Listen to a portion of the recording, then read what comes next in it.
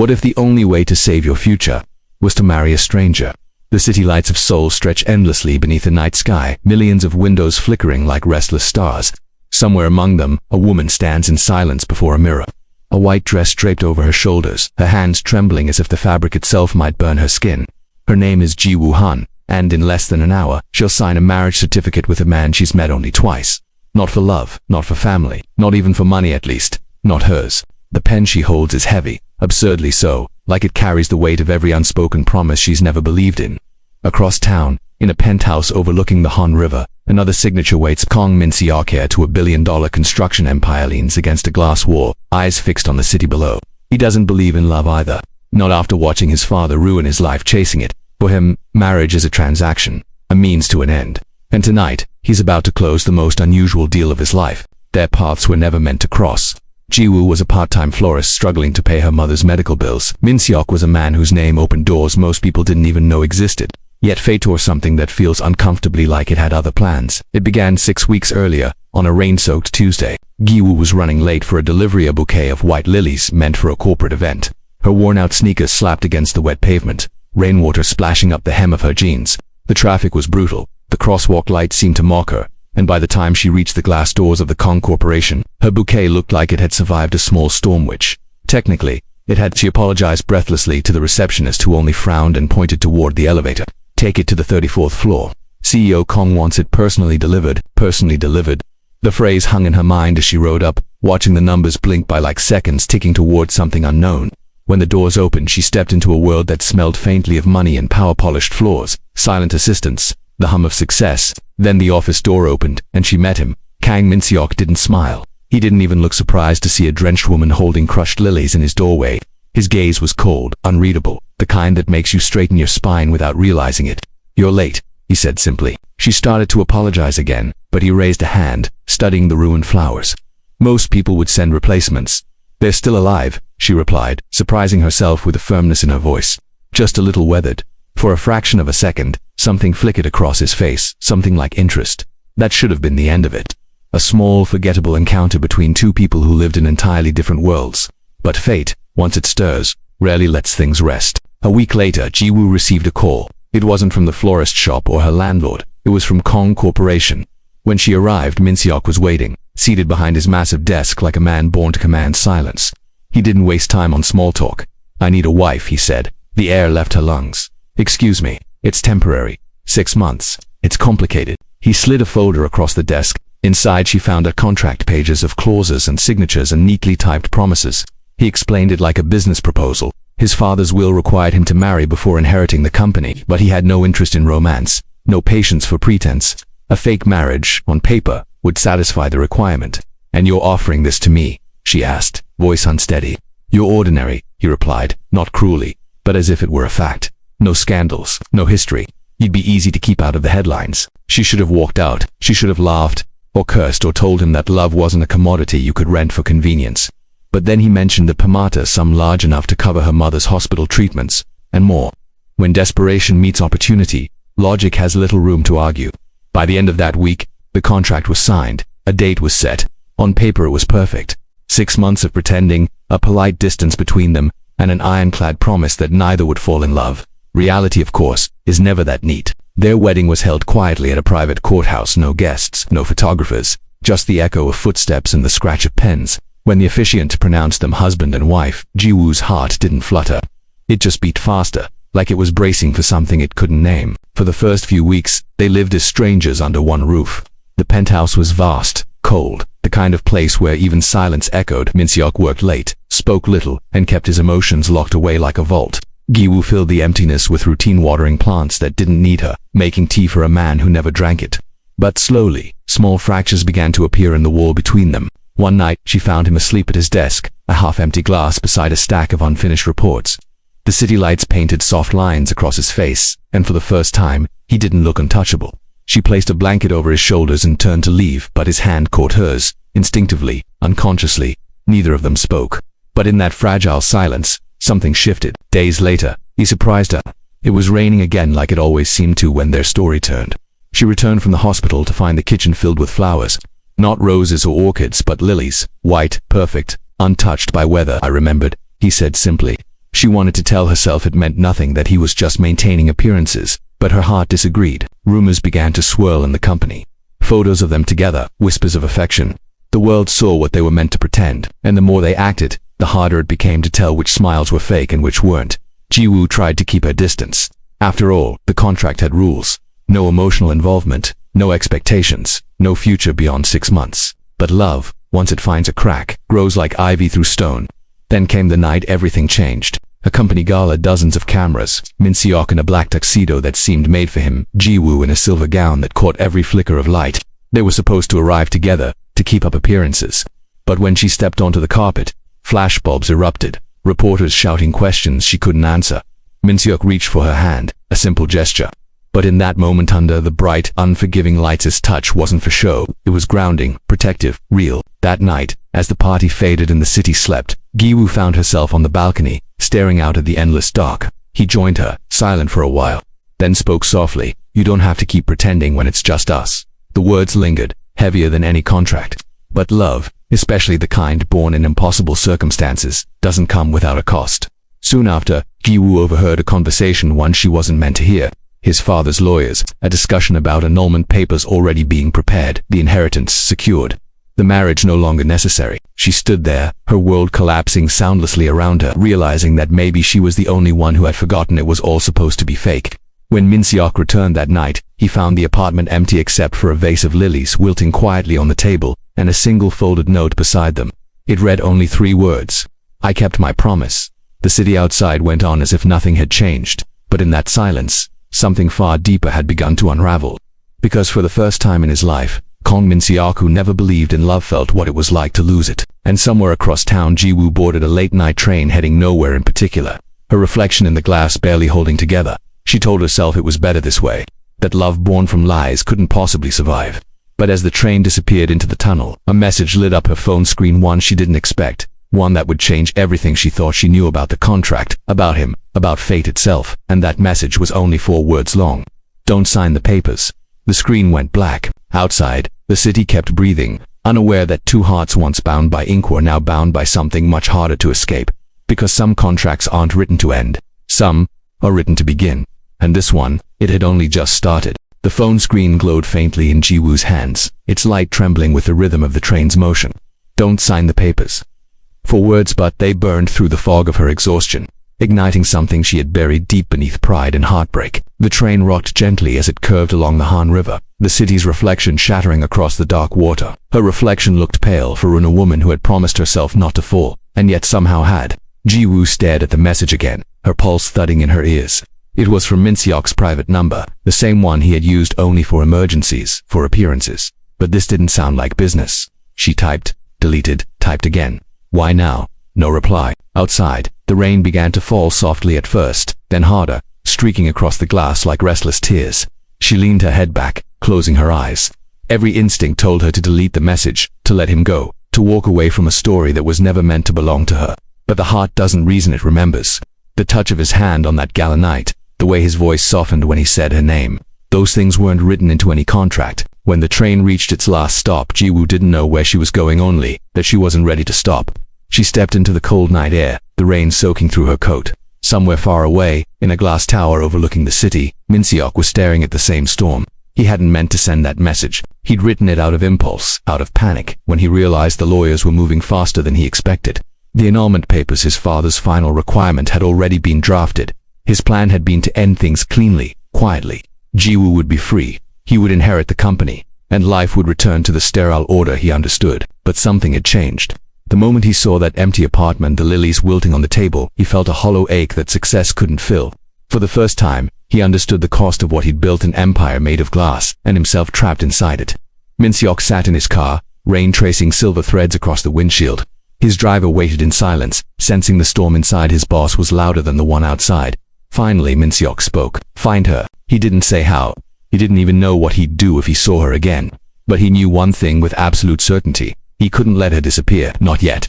The city became a maze of unanswered questions. Days passed. Ji-woo stayed with a friend in a small rooftop studio, keeping her phone off most of the time. The world didn't stop for heartbreak. Never does. She found small work again, delivering flowers, blending into the rhythm of ordinary life. But one morning, while arranging sunflowers for a client, she caught sight of something in the newspaper photograph buried in the business section. Min Seok standing beside his father's lawyers, face expressionless, the caption reading, Kong Group finalizes heir transition amidst public speculation of divorce. Divorce, not annulment, a legal word that meant something had existed.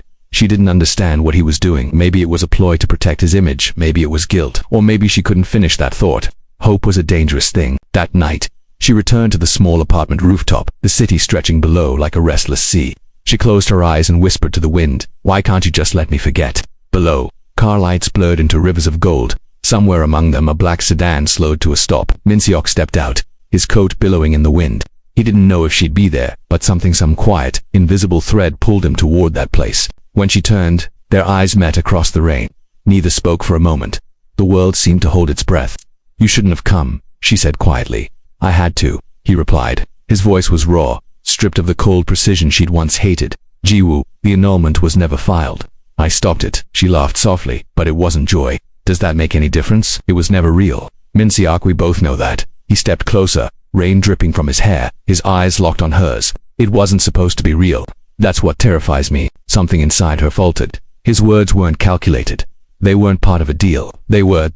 human. "I thought love was a weakness," he said, "a distraction that ruined men like my father. But you," he hesitated, searching for the right truth. "You made me see what strength actually is." She turned away, blinking back tears. "Strength isn't staying in a lie, Min Seok. I know. That's why I'm ending the lie." He handed her a folded envelope, sealed and worn at the edges. Inside were legal papers, but not divorce papers. The contract, their contract, every condition, every false promise, and at the bottom his signature crossed out. "I nullified it myself," he said. "No lawyers, no transactions. Whatever happens next, it's not business. It's me." The rain fell harder, drowning out the silence between them. But Jiwoo's heart wasn't ready to believe. Too much had broken. Too much had been built on lies. "Do you think tearing paper changes what we would?" She whispered. "No," he said. "But it's the only way to prove what I want to be." For the first time, Min Seok looked small not in stature, but in vulnerability. And for Jiwoo that sight was more powerful than any apology. Still, she turned away. "You don't fix something by showing up in the rain." "I'll wait," he said simply. And he did. For weeks Min Seok stopped showing up at corporate events. Whispers spread rumors of instability, of rebellion against the board. The man once known for perfection was suddenly unpredictable, but behind the chaos he was rebuilding something quietly. Not a company, but himself. He sold his penthouse, moved into a smaller place, one he could live in, not hide inside. He started visiting the hospital where Jiwoo's mother had once been treated, anonymously funding the recovery wing. No one knew. He didn't tell Jiwoo. Maybe part of him hoped she'd never find out. But secrets, even good ones, have a way of finding their way to the surface. One afternoon, as Jiwoo delivered flowers to the hospital, a nurse thanked her for everything you and your husband did. Jiwoo froze. "My husband," the nurse smiled. "Mr. Kong, he's been covering the costs for several patients." Said it was on behalf of someone special. The world blurred. Jiwoo left the hospital and walked without direction, the air sharp with winter's edge. She didn't know where she was going until she found herself standing outside a modest apartment complexy address, written once on a note she thought she'd thrown away. When Min Seok opened the door, he looked startled, almost afraid to believe she was really there. "Why?" she asked. "Why would you do that?" He looked down. "Because love isn't supposed to be a contract, it's supposed to be a choice." Her eyes glistened. "And if I don't choose you," he smiled faintly, "then at least I'll know I didn't lose you to paperwork." She exhaled, the sound trembling between them. "You're impossible. I'm learning." Inside, the apartment was quiet, books stacked unevenly, a small plant on the window ledge. No luxury, no pretense, just space, human space. For the first time, Jiwoo saw him not as a CEO or a man bound by duty, but as someone trying to become whole. They spent hours talking that night, about everything and nothing. The city faded beyond the window. There were no declarations, no promises, only honesty. By dawn, Jiwoo realized that love wasn't about grand gestures. It was about the small, almost invisible moments, the silence that felt safe, the laughter that came without warning, the way someone's presence could fill an empty room. Still, fate wasn't finished testing them. A week later, Min Seok received a call from the company board. His father's old rival had staged a takeover attempt, citing mental instability and emotional negligence as grounds for removal. Someone had leaked photos of him and Jiwoo together, twisting the narrative into scandal. He was summoned to a shareholder meeting. His future, his family's legacy, everything he'd rebuilt, hung in the balance. That night, he told Jiwoo everything. "They want proof I'm still the man they can control, that this wasn't a distraction." "And what will you tell them?" She asked. "The truth," he said. "Even if it costs me everything." The next morning, under a pale sky, Minseok walked into the meeting room filled with executives, cameras, and eyes hungry for weakness. He didn't speak from the prepared script. Instead, he set the papers aside and looked up. "You all believe strength is measured by what you can control," he said. "I used to think so too. But control without purpose is just emptiness dressed in success." Murmurs rippled through the room. "I won't lie to you. The marriage you questioned began as a contract, but it didn't stay that way. Somewhere along the line, I found something that money, power, and inheritance never gave me: truth. And I'd rather lose this company than lose that again." The silence that followed was heavy, electric. Outside those glass walls, Ji-woo waited, her hands clasped tight. She didn't know if he'd emerge as CEO or as a man stripped of everything he'd built. But she did know one thing. This time, whatever happened, it was real. When the doors finally opened, Minseok stepped out. No entourage, no security, just him. He met her eyes, a small, tired smile forming. "They voted me out," he said. Her breath caught, and I've never felt freer. The city lights shimmered behind him, the air thick with the scent of approaching rain. Ji-woo smiled faintly, the kind of smile that carries both ending and beginning in its shape. "Then maybe," she said softly, "we can finally start something that isn't built on contracts." He reached for her hand, not as part of a deal, but as a choice. Outside, thunder rolled across the sky, the same way it had the day they first met, but this time, it didn't feel like a warning. It felt like applause from the heavens for two people who had finally learned that love, real love, isn't written on paper. It's written in the spaces between words, in the silences that linger after the rain. And as they stood together beneath that gathering storm, something unseen stirred in the distance, an unfinished story waiting to unfold, because not all freedom comes without consequence. And for Gi-woo and Minseok, the price of truth was about to reveal itself. The storm that night refused to fade. It lingered over the city like a shadow reluctant to leave, its thunder echoing between high-rises long after the rain had stopped. Inside a small apartment that smelled faintly of chamomile and dust, Gi-woo sat by the window, knees drawn to her chest, watching droplets slide down the glass. Minseok was asleep on the couch, his body slouched in quiet exhaustion. For once he looked peaceful, stripped of the weight of his name, his company, his legacy. But peace, Gi-woo had learned, was never permanent. It was a pause between storms. Her phone buzzed softly on the table, an unknown number. No name, just a message. "He doesn't know what he's done, and neither do you." She froze. The words looked like a threat, but they carried something else, something colder, almost intimate. She stared at them for a long time, waiting for meaning to form, for fear to make sense. Then the phone buzzed again. "Meet me tomorrow, if you want to know the truth about your husband." The address followed an old district near the river, where half the buildings had been abandoned years ago. Ji-woo's breath hitched. Her first instinct was to delete the message, to pretend she'd never seen it. But a single thought anchored her hand. The truth. She turned to look at Minseok. He had given up everything, his position, his empire for her. But what if he had given up something else too? What if the story she thought she understood wasn't complete? By dawn, the city had quieted. Ji-woo slipped on her coat, her footsteps careful, almost guilty. The air outside was cold, sharp enough to sting her lungs. As she walked through the narrow streets of the old district, the hum of neon signs faded, replaced by the whisper of the river. The address led her to a small cafe, long closed to the public. The windows were fogged, but the light inside flickered dim, warm, inviting in a way that felt wrong. When she pushed the door open, a man looked up from the corner table. Middle-aged, impeccably dressed, with eyes that carried the stillness of someone used to watching others fall apart. "Mrs. Kang," he said with a faint smile. "Or should I say, Ms. Hon?" She didn't sit. "Who are you?" "I used to work for your husband's father, legal department." He gestured to the chair. "Please." She hesitated but sat, keeping her hands clasped. He slid an envelope across the table. "You should see this." Inside were photographs. Old, some grainy, some recent. The first few were of Minseok at board meetings, at galas, but then came one that made her stomach drop. It was her years ago, working at the flower shop, talking to a man she barely remembered, one who'd come often, always ordering lilies. "That's you, isn't it?" the man asked. "Yes, but I don't." "That man was an investigator," he said, "hired by Kong's father, to find someone who fit certain conditions. Background, debt history, no family scandal. He was looking for you before your husband ever met you." Ji-woo felt her pulse roar in her ears. "That's not possible. We met by accident." "Accidents are convenient stories," the man said softly. "You think the bouquet delivery that day was chance. It wasn't. The order was placed under a false name. You were sent to him." The word struck her like a cold wave. The cafe seemed to close in around her, the air too thick to breathe. "No," she whispered. "He wouldn't. I believe he didn't know at first," the man said. "But he found out." Months before the wedding, Ji-woo pushed the photographs away, her vision blurring. "Why are you telling me this?" "Because truth demands witnesses," he replied. "And because you deserve to know what kind of empire you both inherited." When she left the cafe, the city felt different, harsher, louder. Every memory replayed itself through this new lens. The ruined bouquet, his sudden proposal, the way he'd always seemed to know exactly what she needed. Had he ever truly chosen her? By the time she returned home, morning light had broken through the clouds, scattering pale gold across the room. Min Seok was still asleep, the faint rise and fall of his chest steady, unaware. Gi-woo stood there for a long moment, the envelope heavy in her coat pocket, her heart heavier still. She wanted to wake him, to confront him, to scream and demand every hidden truth. But another voice, smaller, colder, whispered, what if he really didn't know? Instead, she sat across from him and waited. When he finally stirred, blinking against the light, he smiled faintly.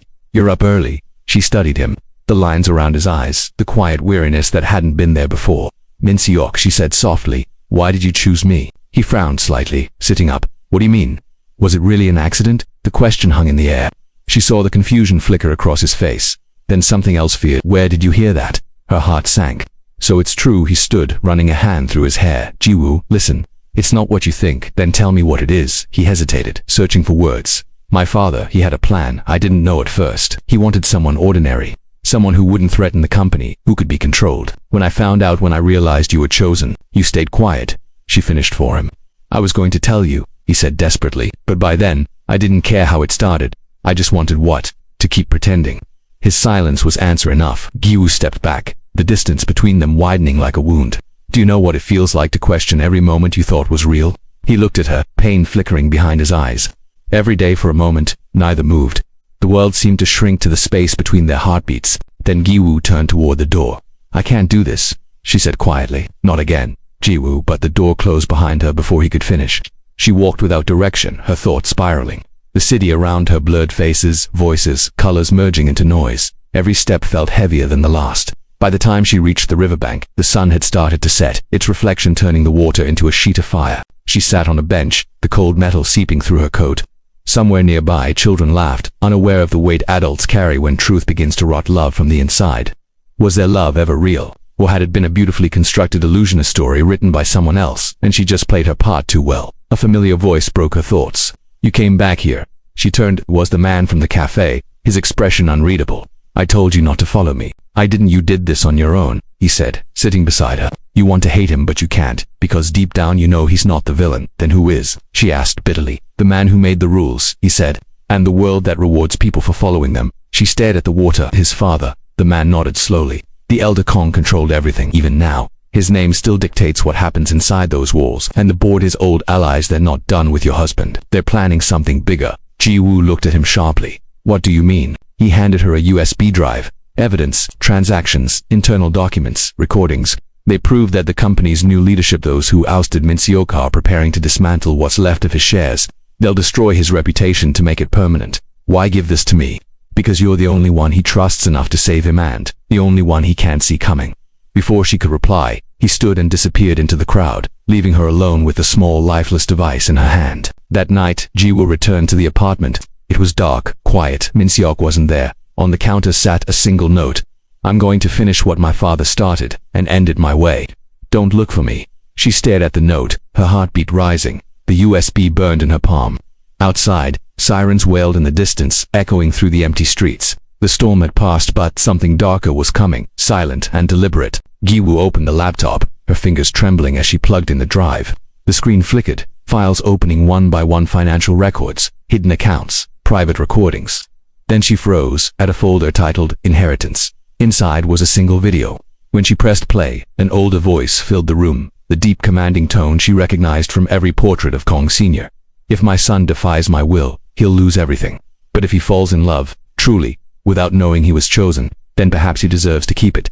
The video ended abruptly. Ji-woo sat motionless, her eyes wide. A test. It had all been a test, not of loyalty, but of love. Her breath came unevenly. Min Seok hadn't trapped her. He had been trapped himself, and now walking into the company he no longer controlled, he was about to face the ghosts of that test alone. Ji-woo rose to her feet, the city lights flaring against the glass as if urging her forward, because for the first time, she understood the story wasn't about contracts, or inheritance, or betrayal. It was about two people trying to love each other in a world built to keep them apart. And if she didn't reach him in time, love wouldn't be enough to save him. Somewhere across the city, lightning flashed again, brief, silent, a warning written in the sky. Ji-woo grabbed her coat and ran into the night, her reflection vanishing in the rain-slick streets. chasing a man who no longer believed he was worth being found.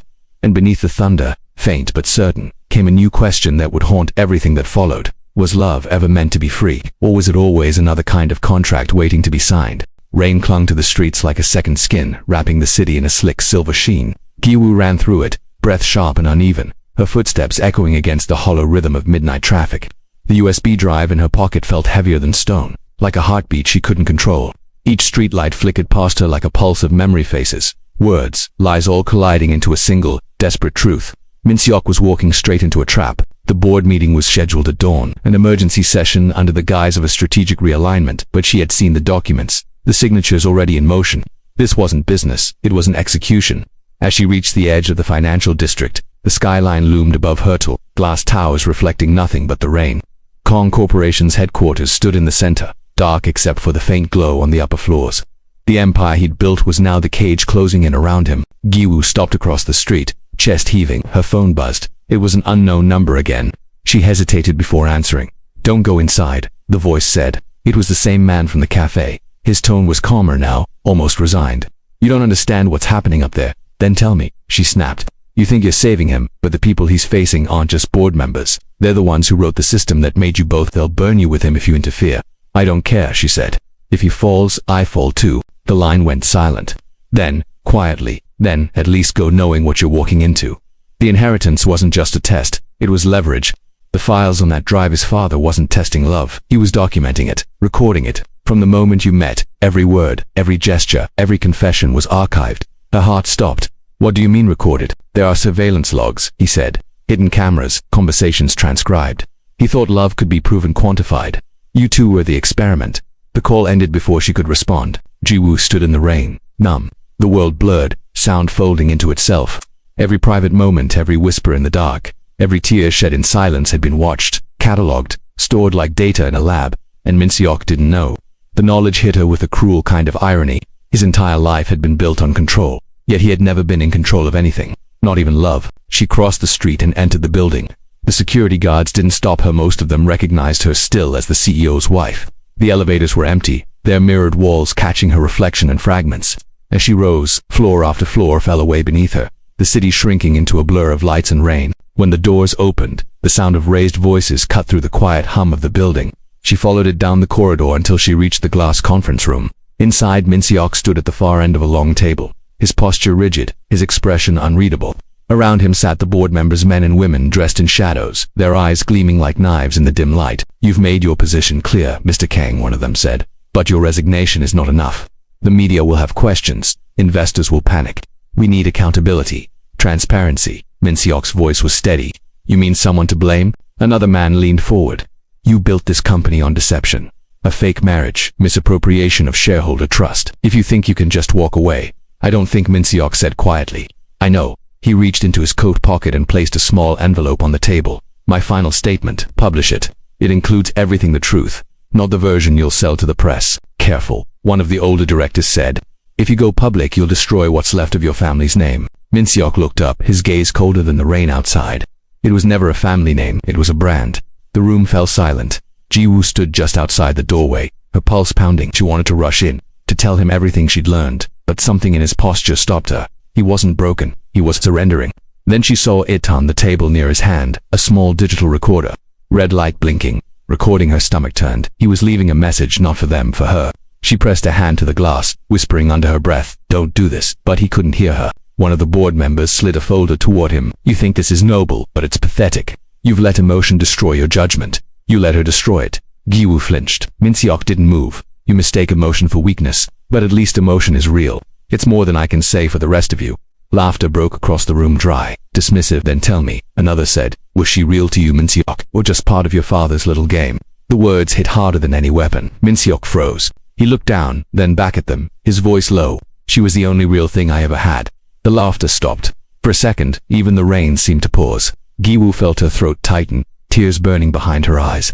But before she could move, before she could step inside, the power flickered. The screens went dark, lights dimming to emergency glow. A voice echoed from the conference room speakers, distorted, old, yet unmistakable. It was Kong Sr. "My son," the voice said, slow and deliberate, as if from another world. "If you're hearing this, you've failed to uphold the legacy I built. But if you've found love, then you've already destroyed yourself. The room froze. Giwoo pressed her hand to her mouth. The recording continued. Everything you've done, every choice, every word, I've seen it. I designed it. There are no accidents in this family. There never were. The voice ended. Silence crashed down like thunder. Min Seok stood motionless, staring at the speakers. Then, slowly, he reached for the recorder, turned it off, and said quietly, even from the grave, "He's still trying to own me." He turned toward the door and saw Jiwoo. For a moment, time fractured. The boardroom, the rain, the city all fell away. "Jiwoo," he whispered. She stepped forward, voice trembling. He recorded everything, Min Seok. Every word. "We were being watched since the beginning." His face went pale, disbelief flickering, then understanding. "That's what was on the drive." She nodded. "You weren't the only one he tested. He tested both of us." The board members shifted, murmuring among themselves. Sensing the storm building but not understanding its shape, Min Seok walked toward her slowly, his steps unsteady. "All this time, I thought I was trying to escape him, but I never did. He built the walls and I just painted them a different color." Jiwoo reached for him. "Then let's tear them down." Before he could respond, the main doors burst open. Security entered, led by a tall man in a black coat. One Jiwoo recognized too late. The man from the cafe. He wasn't just an informant. He was part of it. "Mr. Kang," he said, his voice now stripped of its gentleness. "You're under investigation for corporate fraud, insider trading, and evidence tampering. Effective immediately. You'll come with us." Jiwoo's voice broke. "You set us up." The man glanced at her, a flicker of regret passing over his features. "I told you not to come, but you didn't listen." Security advanced, surrounding Min Seok. He didn't resist. His eyes stayed on Giwoo. "Don't believe him," he said softly. "Whatever happens next, don't let this end the way he wanted." As they let him out, Jiwoo's body moved before her mind could catch up. She grabbed the folder from the table, the one with his final statement, and ran. Voices shouted behind her, footsteps echoing, but she didn't stop. She sprinted through the corridors, past flickering lights, through the elevator doors that barely closed behind her. The descent felt endless, the city's heartbeat growing louder with every floor. When the doors opened, she burst into the lobby, lungs burning. Outside, dawn was breaking, the rain thinning into mist. The streets shimmered with light and exhaustion. She opened the folder with shaking hands. Inside was a single page, his handwriting, uneven but deliberate. "If love was ever real, it will outlive the truth, but if it was only ever built on lies, then maybe this is how we set it free." Her vision blurred. She sank onto the steps, the page trembling in her hands. Above her, the sun began to rise, pale, uncertain, like the start of something that didn't yet know if it should exist. Somewhere in the distance, sirens wailed again, but softer this time, almost mournful. Jiwoo looked up at the tower one last time, feeling the weight of everything collapse inward. The man she loved was gone. The truth she sought had turned to ash, and yet beneath it all something still moved. A quiet determination. A question. If love had been engineered, could it still be real? The wind carried the faintest echo of thunder, the storm's last breath. And in that fragile silence before the world changed again, Jiwoo whispered to herself, "This isn't the end." And then, far above her, on the top floor of Kang Corporation, a single light flickered back on. The single light burned against the dawn, small but defiant, like a heartbeat refusing to stop. Jiwoo froze on the steps, rain-damped hair clinging to her face, eyes locked on that window high above the city. Her breath caught. He was still there. For a moment, everything fell away, that sirens, the shouting, the exhaustion that had settled in her bones. All that remained was that flicker of light, steady against the graying sky. She ran through the revolving doors, past startled guards who shouted her name. The elevator refused to move fast enough, each floor crawling by like time itself had turned against her. Her pulse thundered louder than the cables groaning overhead. She could feel the tremor in her fingertips, the fragile line between fear and hope. When the doors finally opened on the top floor, the hallway stretched before her, quiet, endless. The air smelled faintly of metal and rain leaking through the vents. At the end of the corridor, the conference room door stood ajar, a soft glow spilling out. She pushed it open. Min Seok stood by the window, the city laid out beneath him like a kingdom he no longer ruled. His coat hung loose around him, his hands at his sides. The recorder on the table blinked faintly. "Still on." "Jiwoo," he said without turning. His voice was calm, almost too calm. "You shouldn't be here." She stepped closer. "Neither should you." He smiled faintly. "Maybe not. But everything has a way of returning to where it began." She followed his gaze to the skyline. Morning light seeped through the clouds, washing the glass towers in muted gold. For the first time, she noticed how tired he looked, not broken, just emptied. "They're going to destroy everything," he said. "The board, the legacy, even my name. Let them," she whispered. He turned then, slowly, his eyes searching hers. "It's not that simple. My father built this empire to outlive him.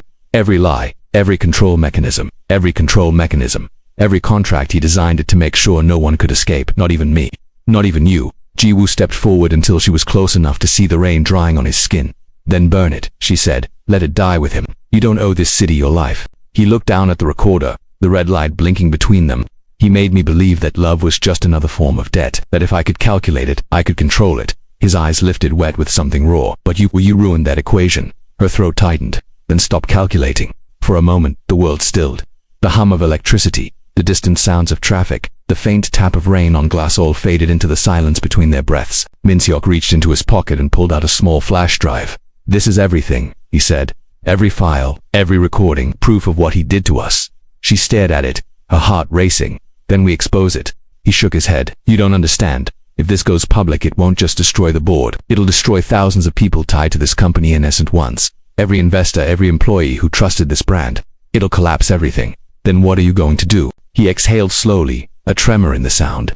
Something my father never could. I'm going to let it go. Jiwoo's brow furrowed. Let what go? He looked at her hurriedly, looked out, and Relid looked in his eyes. She saw a strange, quiet peace, control, legacy, the illusion that I have to fix what he broke.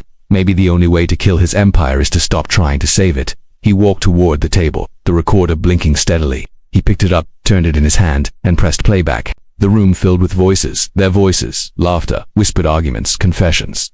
It was like hearing ghosts. Jiwoo's knees weakened as the sound of her own laughter echoed through the speakers. Pure and unaware. Min-seok watched her face as it played, his expression unreadable. He recorded us to prove love could be manufactured, he said quietly. But what he didn't understand was that you can't fake truth. Every time you spoke, it was real. Every word. The recorder clicked to a stop. Jiwoo swallowed hard. What will you do with it? He looked down at the device for a long moment, then closed his hand around it. End it. Before she could stop him, he hurled it at the window. The glass spiderwebbed but didn't shatter. The recorder fell to the floor, the light flickering one last time before it died. The silence afterward was deafening. Jiwoo's voice trembled. You can't just erase everything. He turned to her, eyes fierce but gentle. I'm not erasing us, I'm erasing him. Lightning flashed across the city. The sound delayed but inevitable. It illuminated his face, come resolute, tragic. Do you remember what you said that night on the balcony? He asked softly. She nodded. That pretending was harder than feeling. He smiled faintly. You were right. I pretended for so long I forgot what it meant to just be. He reached into his coat again and pulled out the last page of the contract, their signatures, faint and creased. He held it between them, the paper trembling slightly in the air. We signed this as strangers, he said. Let's end it as who we are now. She took one edge of the paper. Together they tore it down the middle. The sound was quiet, almost delicate, but it filled the room like thunder. For a heartbeat it felt like everything stopped. The weight, the lies, the ghosts of their beginnings. Then Min-seok stepped closer, his forehead resting against hers. Whatever happens next, don't let this be the story he wrote for us. Her tears fell freely now. Then write a new one with me. He smiled. That's the plan. The door behind them burst open. Security again. Voices shouting. The board had realized he wasn't in custody. Min-seok turned, eyes sharp. Every trace of hesitation gone.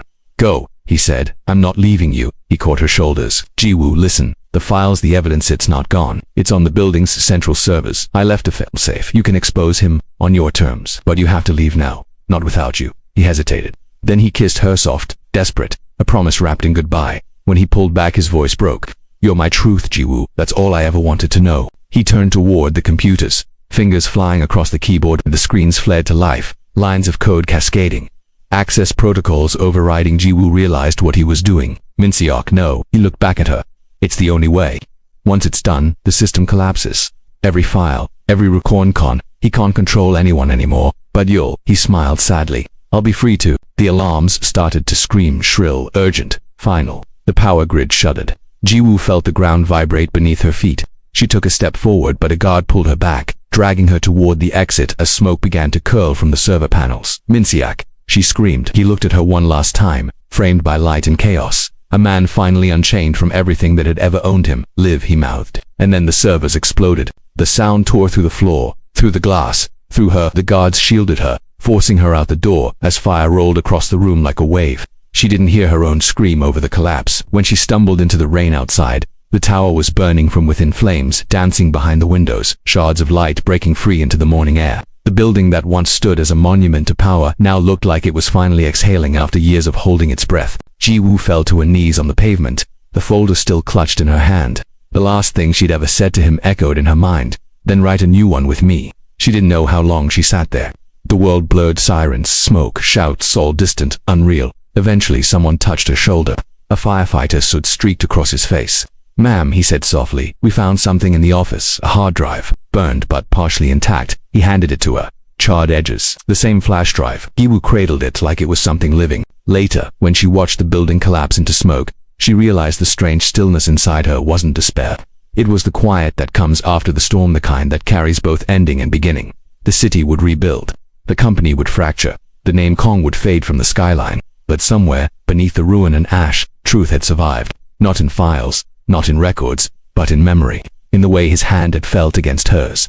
In the sound of his laughter echoing faintly through the static of her mind.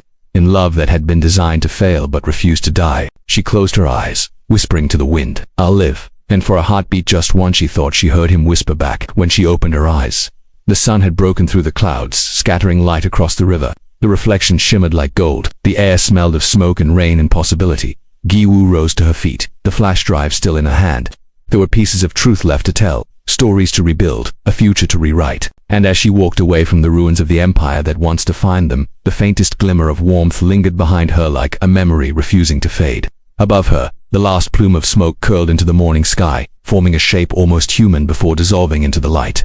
Somewhere in that golden haze, she thought she saw him smiling, free, finally unbound. And for the first time, Giwoo smiled too. The sun had risen fully by the time the smoke thinned into pale ribbons across the skyline. The city, restless gray, alive, carried on as if nothing had happened. Cars moved, lights changed, people hurried across intersections with coffee cups and briefcases, unaware that an empire had ended above their heads. Giwoo stood across the river from the ruins of Kong Corporation's tower.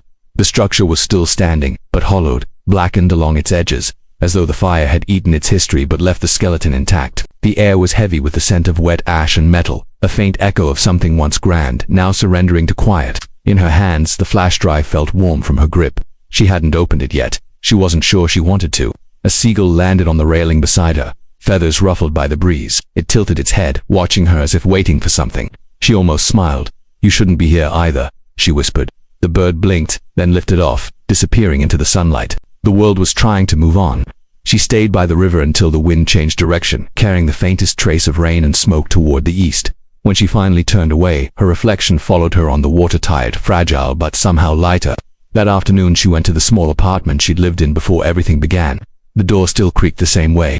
The light still caught the windowsill where she used to rest her coffee cup. It felt smaller than she remembered, but warmer too. She placed the flash drive on the table, next to a framed photograph of her younger self smiling without knowing how heavy the years ahead would be. For hours, she just sat there, listening to the ticking of the clock. The world outside the window glowed with late sunlight, the kind that made even the dust in the air seem golden. Eventually, she plugged the drive into her old laptop. The screen flickered once, then opened a single folder for Giwoo. Her chest tightened. She clicked. There were video short clips, audio recordings, a few text files. Most were labeled by date. Some had no names at all. Her hand shook as she opened the first one. The image was grainy, the frame slightly tilted. Min-seok stood in front of the camera, hair unkempt, sleeves rolled. He looked tired, but there was a softness in his eyes she hadn't seen before. "If you're watching this," he said quietly, "it means I finally did something right." She pressed a hand over her mouth. He looked down for a moment, as if collecting his thoughts. "You once told me that pretending was harder than feeling. I didn't understand that until the end. I spent my whole life pretending, being the son my father wanted, the man the company needed, the husband the contract demanded. But the only time I ever felt real was with you." The video crackled.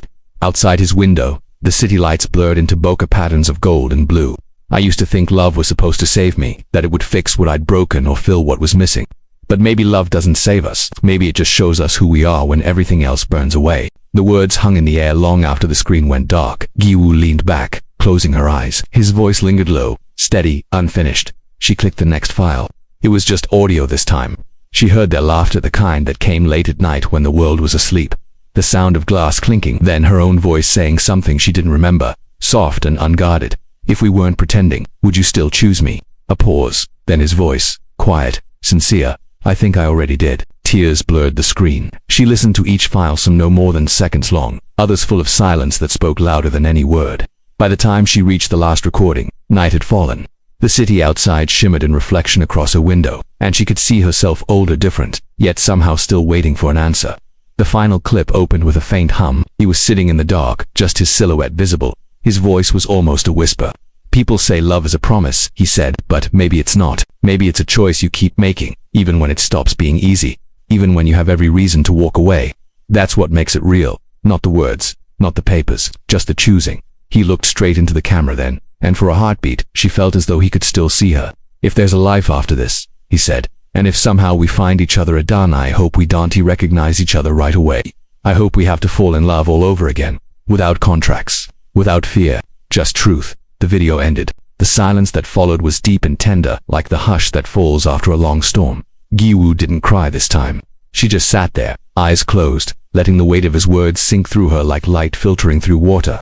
In that moment, she understood something she hadn't before. He hadn't left her with nothing. He'd left her with choice. She could use the drive to expose everything to make the world know what had been done. Or she could keep it private, let it die quietly with him, and start again. The old Ju-woo, the one who'd been built by anger, fear, and the need for justice, would have chosen revenge. But the woman sitting here now knew that truth didn't need to be shouted to be real. She took the drive, stepped onto the balcony, and watched the city lights move like constellations below. The river shimmered again, carrying the reflection of the tower still standing in the distance. For a long time, she said nothing. Then, softly, she whispered to the night, "He's free now." The wind stirred, catching her hair. She looked at the flash drive one last time, then placed it on the railing. For a moment it caught the light of the city, a small, glinting ember, and then she let it fall. It hit the water below with barely a sound. A small ripple spread, widening until it disappeared into the current. Ji-woo stayed there, breathing, feeling the air shift around her. The city wasn't quiet, but it felt different, like it was learning how to breathe again. Later she began to rebuild her life, quietly, without ceremony. She started writing something she hadn't done in years. Not about him, not about the company, but about the spaces between people, about the invisible threads that tie one heart to another, and how even the smallest act of honesty could change the shape of an entire story. She found work at a small publishing firm near the river. Her days were simple, editing manuscripts, drinking coffee, watching the seasons change through the office window. Every now and then she'd pass by the spot where the tower once stood. The city had begun to rebuild, but in the center of the site there was a patch of untouched ground, a memorial garden, they called it. Just a circle of glass stones that caught the morning light. One afternoon, she stopped there. The breeze was cool, carrying the scent of rain-soaked grass. She knelt and placed a single white lily among the glass stones. "Do you see it?" she murmured. "They finally planted something that can grow here." She closed her eyes and listened. The sound of the river nearby mingled with the rustle of leaves. For a fleeting second, she could almost feel him beside her, his warmth, his quiet breath, the faint weight of his presence. But when she opened her eyes, there was only sunlight. And that was enough. As she walked away, she found herself thinking about what he had said in that last recording about choice. Maybe that was what love really was, after all. Not a miracle, not salvation, but the courage to choose someone again and again, even when everything else had been stripped away. She looked up at the sky. The clouds were breaking apart, revealing streaks of gold and blue. For the first time in years, she smiled without sorrow in it. Somewhere deep inside, the story they'd lived, born of pretense, forged in pain, ended in truth, had transformed into something simpler, quieter, purer. Love had begun as a contract, it ended as freedom. As she crossed the bridge toward home, the river below caught the evening light and shimmered like liquid glass. It carried the reflection of the city, the sky, and somewhere, perhaps, the faint memory of a man who had once believed he could calculate love and ended up proving it instead. The world kept moving. People laughed. The wind smelled of new beginnings. Gi-woo paused at the midpoint of the bridge, leaning against the railing, eyes tracing the horizon where water met sky. "Maybe love doesn't wait," she whispered. "Maybe it just learns when to stay." The wind carried her words away, scattering them like dust across the glowing river. And as the city lights began to shimmer in the dusk, Ji-woo turned and walked into the fading light, her steps quiet, steady, sure. Behind her, the world exhaled, and for the first time in a long time, everything felt still. Just before the screen would fade to black, a single line would echo like the last note of a song, soft, unanswered. Eternal. If love was once written as a contract, can it ever truly endure? Does it keep rewriting itself in every life we dare to live?